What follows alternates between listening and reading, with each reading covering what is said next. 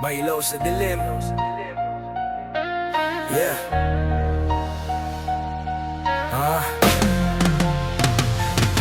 May ilaw na lumabas mula sa itaas, ipamalakas dahil aanda-anda. Ngunit pagsapit ng gabi, nabibigay ng liwanag sa lahat ng nasa ibabang nadidiliman sa paglakad. Mulit ang nasa dilim, ayaw ng liwanag, dayabili kinaakyat ang ilaw sa itaas. Wadi kinaya ng isa, magsasama ba ng iba, gagawa ng baraan para mapatay lamang. Kayo ang mapasya, kayo ang humusga, makibang nasa dilim, sa liwanag ayaw nila.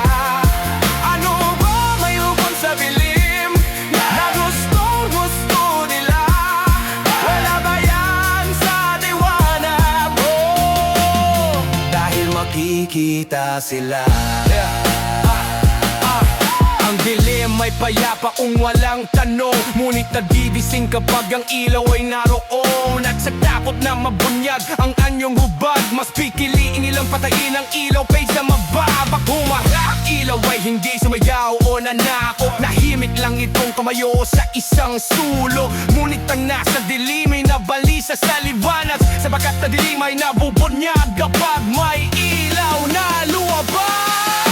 Kayo ang magpasya, kayo ang humusga, bakit ang nasa dilim, sa liwanag ayaw nila? Ano pa mayroon sa dilim, na gustong-gusto nila?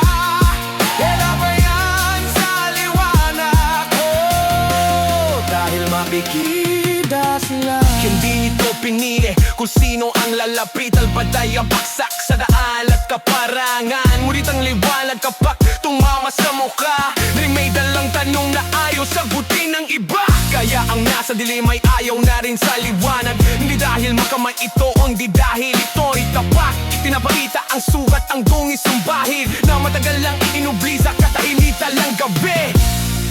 Sa anino ikakaroon ng lakas ang kasinungalina, ngunit sa liwanag na umubos ang dahilan.